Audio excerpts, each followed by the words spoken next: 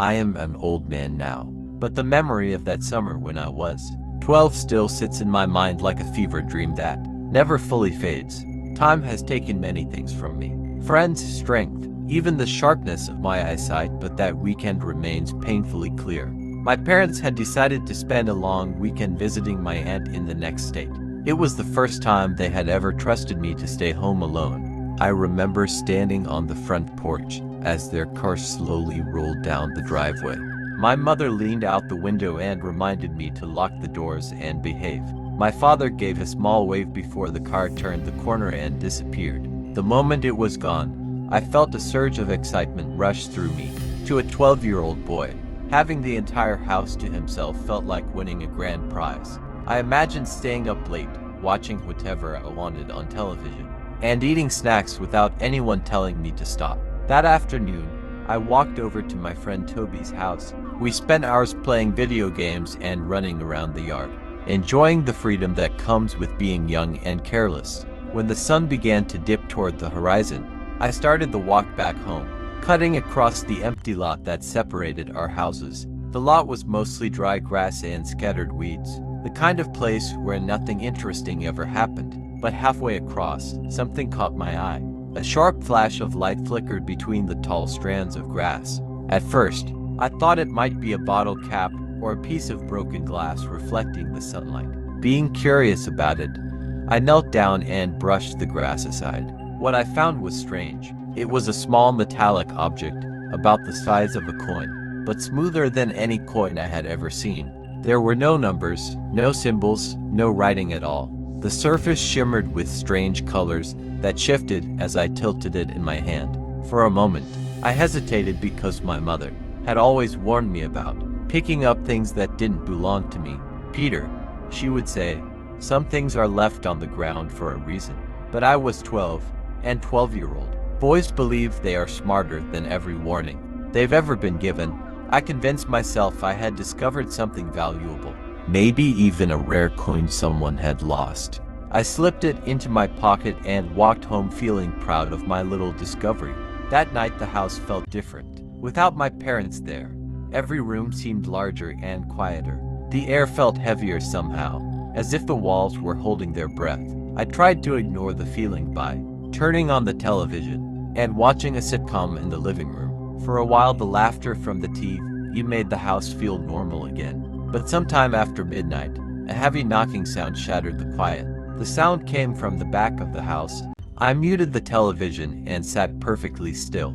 The knocking continued, slow and deliberate. It wasn't coming from the front door.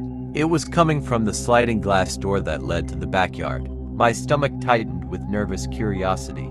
I walked carefully into the kitchen and peered through the glass. The backyard was completely dark. I flipped the porch light switch. The bulb flickered weakly once, twice, and then died. The darkness outside swallowed everything.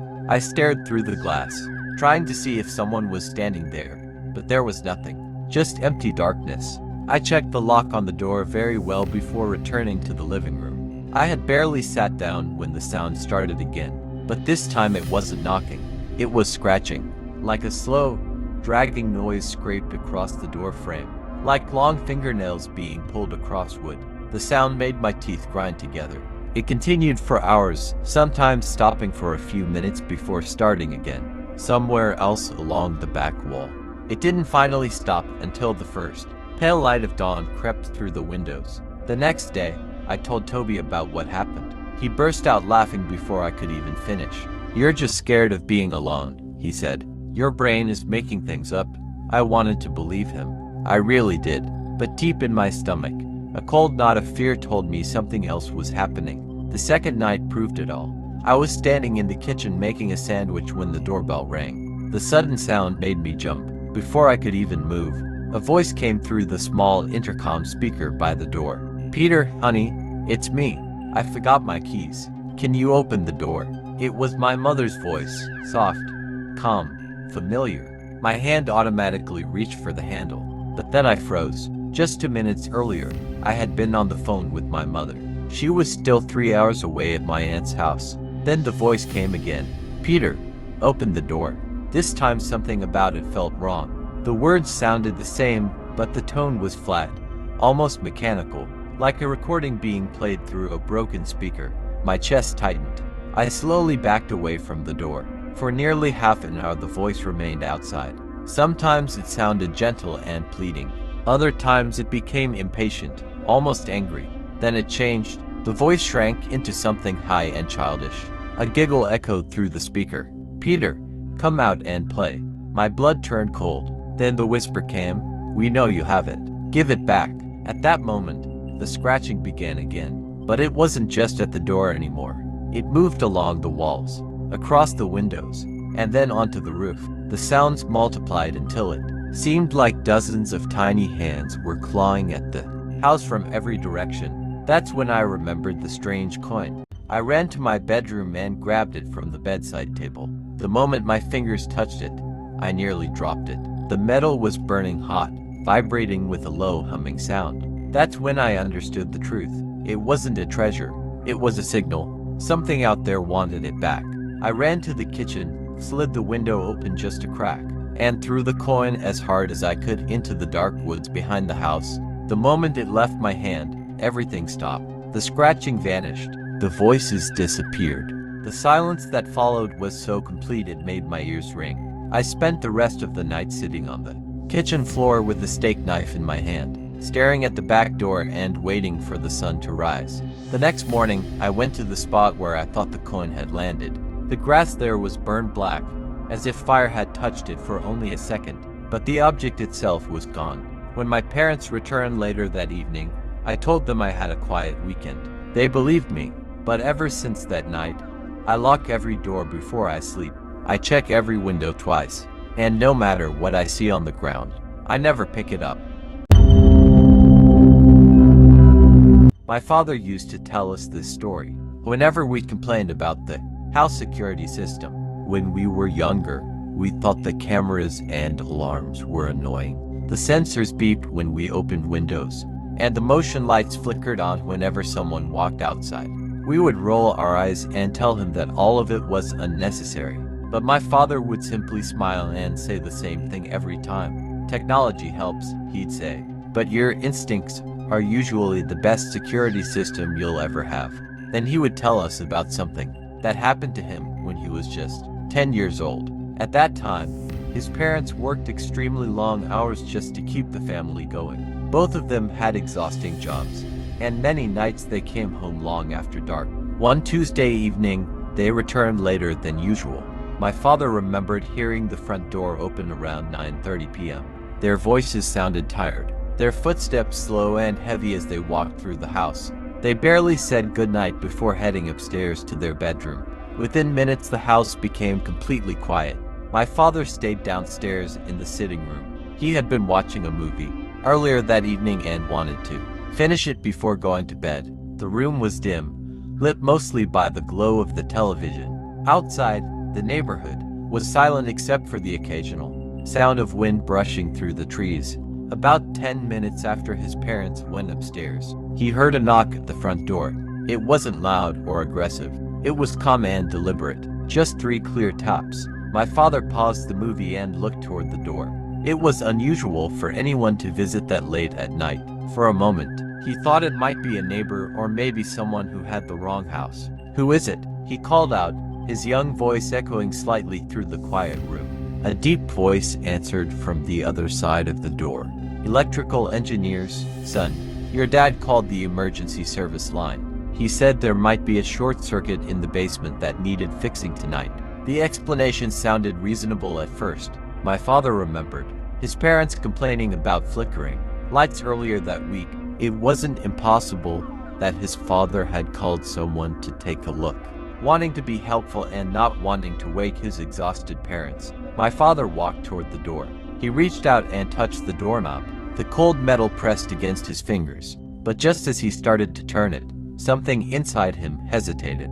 "My dad didn't say anyone was coming tonight," my father said through the door. "He probably forgot to mention it," the voice replied smoothly.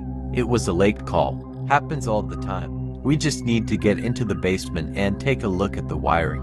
Won't take long." The man spoke calmly, almost casually. "Just let us in so we can get started," he added. No need to wake your parents. They're probably sleeping. Everything sounded logical, but something still felt wrong. A strange, cold feeling crept down my father's spine. Instead of unlocking the door, he stepped away and walked over to the small wall monitor connected to the front door camera. He pressed the button. The screen flickered to life. Standing on the porch were two men. The first man was very tall and extremely thin. He wore a wide-brimmed hat that cast a dark shadow over most of his face. The second man was shorter and much heavier, with broad shoulders and thick arms. Neither of them wore uniforms. Neither of them carried tool belts. My father stared at the screen for several seconds. "I'm going to go wake my mom up," he said through the door. "She needs to sign for the work." The response came instantly. "No," the tall man snapped. His voice had completely changed. The friendly tone was gone. "Don't wake her up," he said sharply. "We already have the work order. Just open the door, kid. Don't make this difficult." That was the moment my father's uneasy feeling turned into pure fear. He leaned closer to the screen and looked more carefully. The heavyset man wasn't holding any electrical equipment. There was no meter, no toolbox. Instead, he was gripping a large framing hammer. The tall man had a long screwdriver tucked into his waistband. The metal tip looked sharpened, almost like a knife. Worse still, both men were staring directly into the camera, not at the door. Their faces held strange expressions, patient, eager, almost hungry. My father didn't say another word. He quietly stepped away from the door and suddenly ran up the stairs as fast as he could. His heart pounded so loudly he was sure the men outside could hear it. He rushed into his bedroom, locked the door, and slid under the bed. From there, he grabbed the cordless phone that sat on his nightstand. Below him, he could hear the faint sound of the doorknob being turned. At first it moved slowly, then it began shaking violently as the men realized the door was locked. My father quickly dialed 911. "There are men at my door," he whispered into the phone. "They have tools, hammers. Please send someone." The operator told him to stay where he was and remain quiet. So he stayed under the bed, holding the phone tightly, barely breathing. Outside, the noises continued. He could hear boots pacing across the porch. A window rattled somewhere along the side of the house, then another. They were trying to find another way inside. Minutes felt like hours. Then, finally, he heard something else in the distance. A siren. At first it was faint, but it grew louder and louder until flashing red and blue lights lit up the windows of the house. By the time the police cars pulled into the driveway, the porch was empty.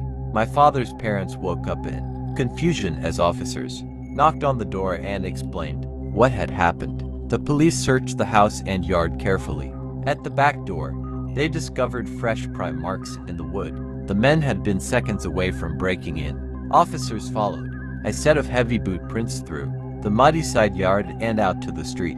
A few blocks away, they spotted a white van driving slowly without its headlights on. They found it suspicious and they pulled it over. Inside the van were the two men from the porch. But what the officers found in the back of that vehicle was far worse than anyone expected. Instead of tools or electrical equipment, the van contained for frightened children. They were between 6 and 12 years old. Their hands were tied. Their mouths were sealed with tape.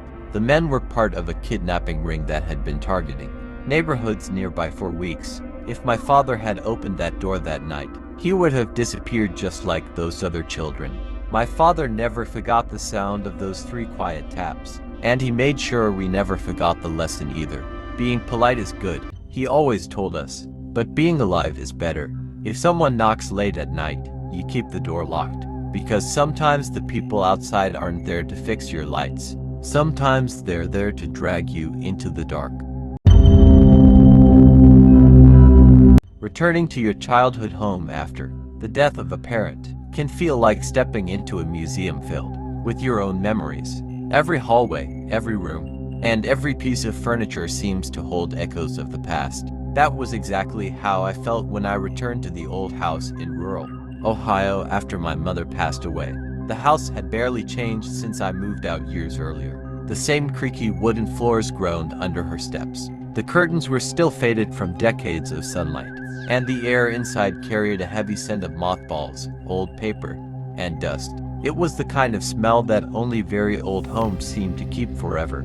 I hadn't come back just to remember. I had come to sort through my mother's belongings. It was a slow and emotional process. Every box seemed to contain another piece of my childhood: photo albums, school drawings, birthday cards, and small toys I had long forgotten about. Some items made me smile, while others made me pause for a moment, remembering things she hadn't thought about in years. Late one afternoon, while cleaning out a narrow hallway closet, I found something unusual. Behind a stack of folded quilts sat a plastic storage bin with a faded label on the lid. Written across it in black marker were the words, Sarah -1994. That immediately caught my attention. Curious, I lifted the lid and looked inside. Surprisingly, the bin contained only a single item. It was an old VHS cassette. There was no label on it, no handwriting, nothing that explained what it contained. I frowned slightly.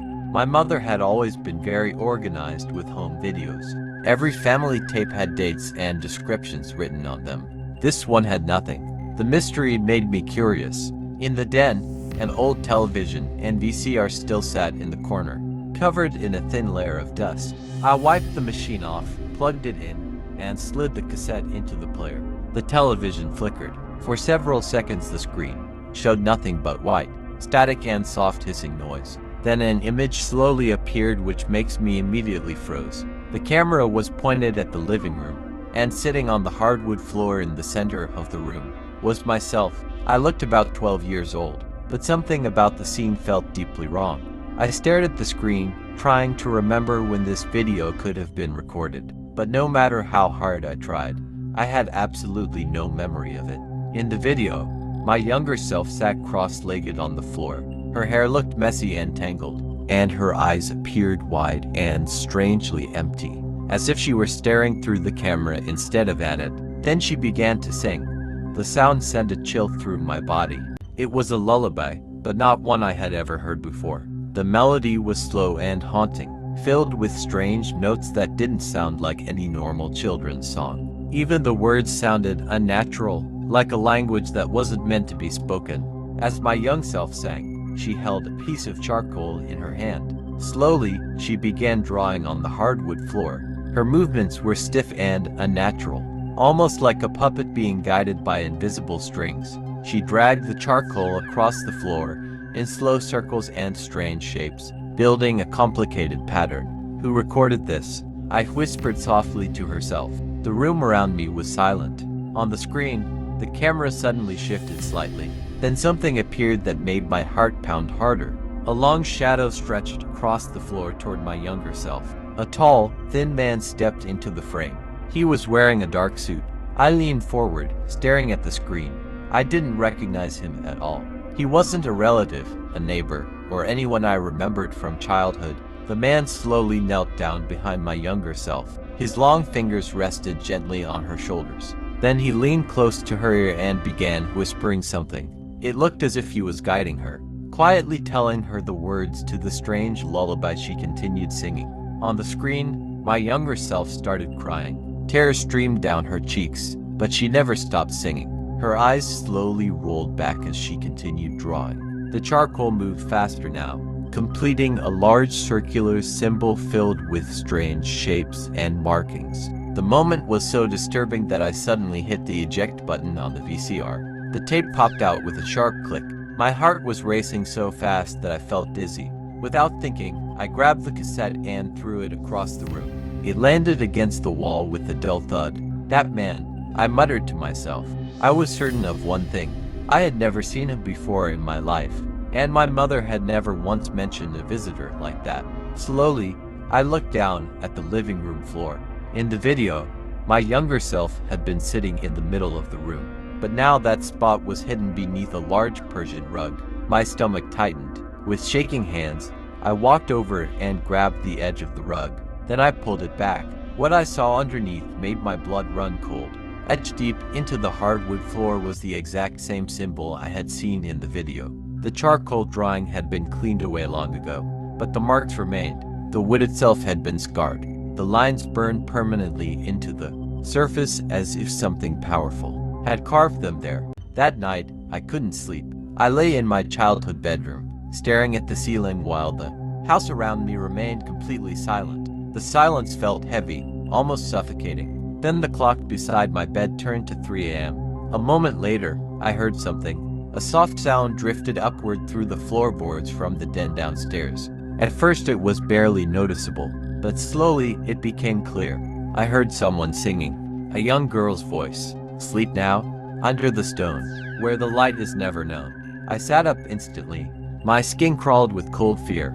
It was the exact same lullaby from the VHS tape. That's when a terrible realization struck me. The tape hadn't simply recorded a memory. It had reopened something. By playing the video, I had awakened whatever had happened in that room all those years ago. My breathing became shallow as I slowly lifted my hands into the moonlight shining through the window. My fingers were covered in gray dust. Confused, I looked toward the floor at the foot of the bed. I saw a piece of charcoal lay there beside me. Next to it, faint lines had begun appearing on the wooden floor, lines forming the beginning of the same terrible symbol. I didn't remember getting out of bed. I didn't remember starting the drawing. A horrible thought crept into my mind. The house wasn't empty. The man in the suit had never truly left. He was still here. I rushed out immediately and rented a hotel till the morning before leaving my childhood home.